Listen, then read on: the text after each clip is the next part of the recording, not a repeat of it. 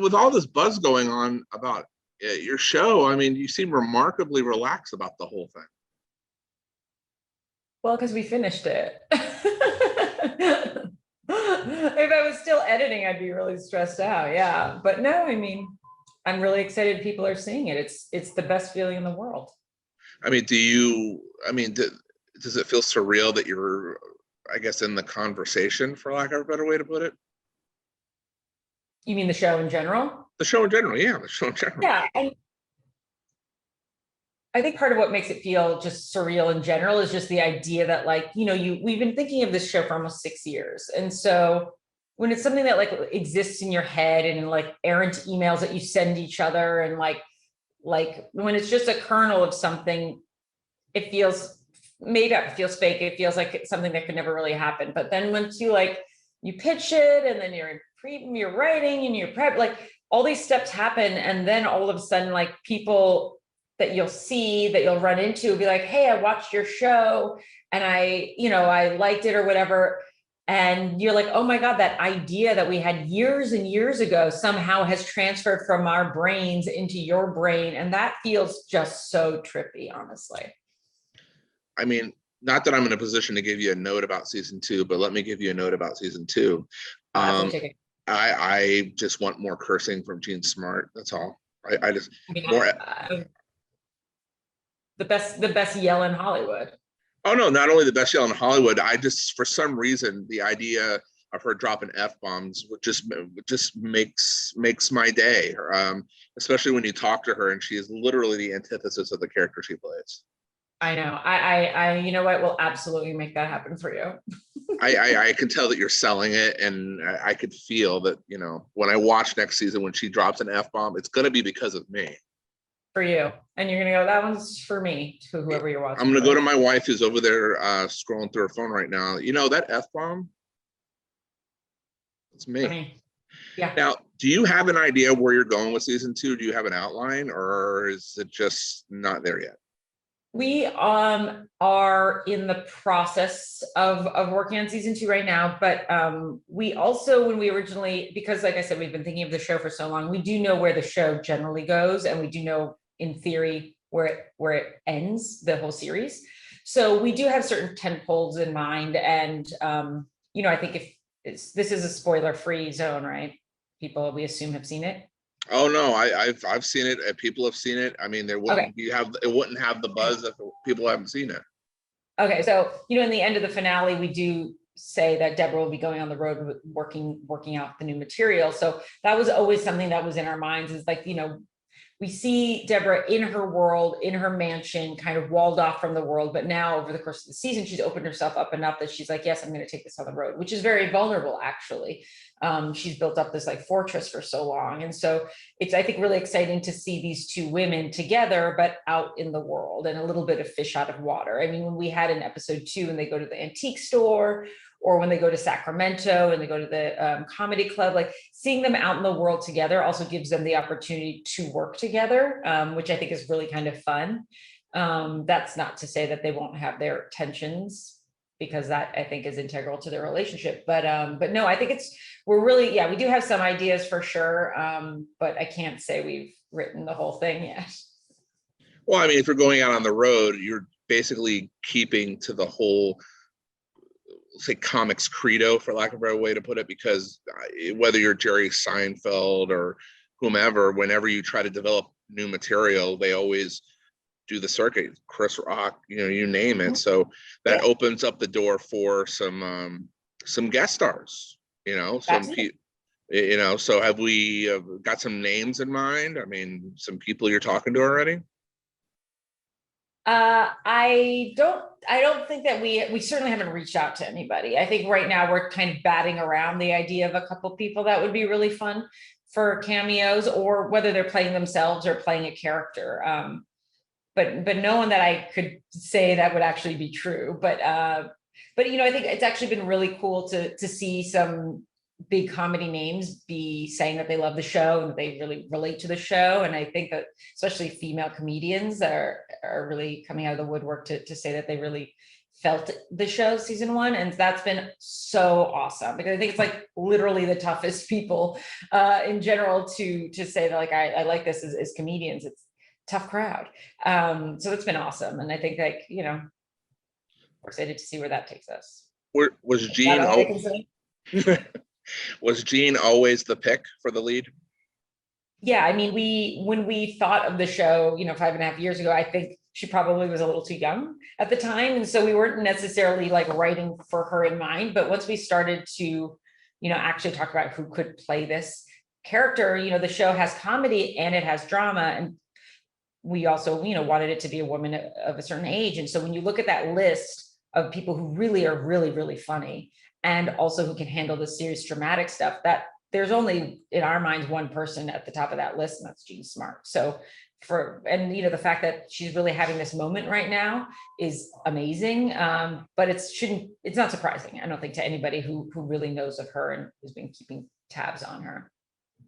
And then y'all pulled Hannah out of the, I mean, I'm going to say it, and you're going to look at me like, well, she's been around. I know, but I'm just going to say, because top of mind, you pulled her out of a damn rabbit, like pulling a rabbit out of a hat type of thing. I mean, she's phenomenal. She's phenomenal. I mean, I know working comic, I understand it. I know she has a background, but you pair these two. I mean, how did you, I mean, was it a screen test that you just knew, or was it just the moment, or how did you pair those two?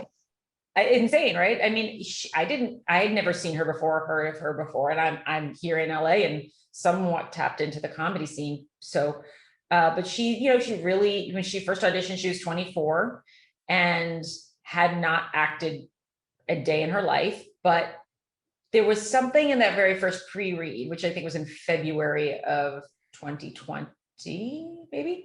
There's something in that first pre-read where, you know, she just walked into the casting office. It just felt, there was something there that you just felt like there's something about this girl. She's natural. She's just such a naturally gifted actor. And also she feels like she really is the part, you know, a little bit, there's a bit of a cynical jadedness on camera with her, and you kind of buy a bit of toughness, but you also buy the like kind of gooey center beneath that. But yeah, we tested her. She did a producer session and we really liked her. And then when she came in for the chemistry read with Jean, even though they had to be socially distanced and big plexiglass between them, there was something very visceral. And, you know, there was a moment where Deborah says to Ava, you know, what's one of my, oh, you're such a fan. What's your favorite joke of mine? And Hannah blushed during that chemistry read, like really, like her face got red. And that's not something you could teach in acting school. Like, oh my God, you're going to be like overwhelmed with anxiety in this moment, and you're going to physiologically be able to show that. I mean, she really is just a gifted, she's a genius. She really is. To be able to go toe to toe with Jean Smart in a part like this is like no easy task. And I really never felt a single day on set, even her very first day, I never was worried about it. She just has it, you know, and I'm so excited to see where we are able to go with her over the course of our show, however long that is. But I'm also just so excited that this show was able to just bring her to the world, because I'm like, this woman is going to have a seriously long career, because she's incredible. She's amazing. And she's also such a cool person, such a great vibe, good hang. So like, that should be the head. Lucia Aniello says Hannah Einbinder is a good hang. I'm going to send that to my editor if you don't mind. I'll take that out, but I will credit you on that. Now, in terms of this moment you find yourself in, okay, it is surreal. You probably in a million years didn't expect to be doing all these interviews as voting kicks in. The day they announce the nominations, will you have some sort of, I don't know, if a ritual, are you going to like we're going to wait for text? I mean, how are you going to handle that? Because there is let me tell you, there's a scenario. I'm going to give you a scenario. Knock on wood. Hannah, Jean, you, the show. Very realistic happening. I mean, can you even process that? I mean, are you going to avoid text? I mean, like seriously, that could have happened. I really haven't, I swear to God, I really haven't thought about what my actual process would be. I mean,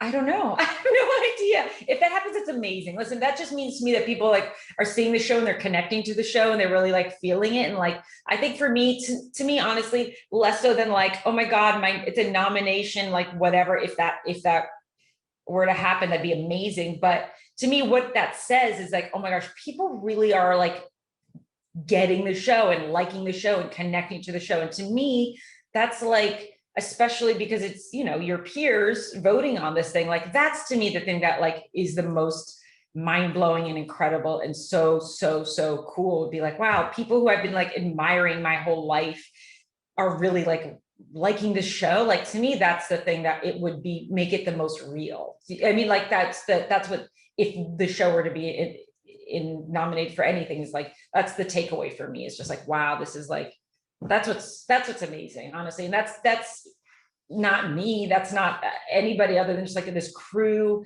this cast, the writers, like all these people, so many people put so much into the show, especially during COVID, that like the idea that we made it through the other side and people are really connecting to the work is like, that's like, you know, you dream of that. As like to me as a little kid, I wasn't like dreaming of like walking down the aisle. I was like dreaming of making something that would like people would love and connect to and laugh at and cry or whatever it is. Like that's to me the thing that I'm like, it's a little hard to process, honestly. It's a little hard to like take in. I don't know. I'm not being very eloquent. No, I think you were very eloquent, because that was a very authentic response to my my nonsense question, basically saying, what should I do? What do you think? Should I keep my phone off? What do you tell me? You know, people who do this stuff. what should you do? I think you should keep your phone on, because Right, I'll have it off. if you turn it off, people are going to blow up your phone. You're going to say you have 85 messages. I'll just like hopefully be sitting on my therapist's couch and just like chilling out. And I don't. It really is. I'm just happy that people are watching the show, honestly. Well, here's the thing. If it's Jean's character on Emmy nomination day, I have images of her being so shocked she punts her iPad into like a lake, or not a lake, like a pool, we'll say. So, I mean, that would be a reaction if you just, you know, symbolically just threw an iPad into, I don't have a pool, but I'll throw it into a bathtub. How's that? I don't have a pool either. I mean, you know, maybe some others do, but I have a bathtub. But yeah. The bottom line is that you have a very real path here, and I think a lot of people love your show. It's endearing, it's touching, it's funny as hell. I mean, these are the things that you want, you know, from hard, cynical, hairless critics like, you know, like myself. Because I mean, Jesus, you know, it's hard enough to get a show made, except it pitched, and then when you can win over the most cynical group of individuals, I mean, that's what I want. If we're being truthful, I feel like we've bonded. So I'm gonna tell you exactly what you really got to have a scene in season 2 where Jean's character comes across a critic that like gave her a bad review back in the day, and she like tells them to fuck off or something. I mean, that would be amazing. that would be amazing. I mean, yeah. I mean, that's where you call Richard Roper, maybe Roper. I don't know. That's for you to decide. I mean, don't you think that would be amazing? Like if she's in the Comedy Cellar and she runs into like just saying. Yeah, I mean, I think that listen. I think the show in the end is about redemption, you know, and so I think in the way that we are putting her on that path, I think that's an extremely valid pitch, because in the end, you know, we're putting her on a road to redemption emotionally and also literally. And so I think she's got a lot of ghosts to battle ahead. Any other kids in the background, possibly? Question mark? I mean, children? Yes. For Jane's character. I mean, we know of the daughter. We know there's a daughter. Yeah. But I think there's more. What do you think? You think there's more kids out there? She's like gave one up for adoption or something? Okay. That sounds like something you would write. I mean, listen, listen, we are in the process right now, so I'll take any pitch. I love it. I'm down. Listen, I just want to be the critic she tells us to fuck off. That's all I want. Do you act? I guess you wouldn't have to act. You'd just be yourself. No, I'll just be me. I'll just be like, you know, hey, how you doing? I mean, that would literally be the epitome to have Gene Smart tell me to go to hell or something. Yeah. You know, but we will say that you are incredibly delightful to speak with, and I'm glad we were able to do this. Pleasure. And what's behind you? Now that's what I do want to know that. It's a very large painting. Yes, I know that. Painting. It's a long story, but yeah, it's a long story. There's a hole in it because FedEx put a forklift through it. It's a long story. You don't really want to. That's you didn't get your money back on it? No, but it's a long. Let's do this again, and I'll just do the story of the painting because that honestly is far more interesting than anything I have to say. Why do I feel like in season 2, I'm going to see a situation where someone F's up one of her paintings, and you know, You'll know it's ripped from the headlines. Well, we write from what we know, right? Oh, trust me, there's a lot going on in that season 1 that is from our lives, mine or Paul or Jen's.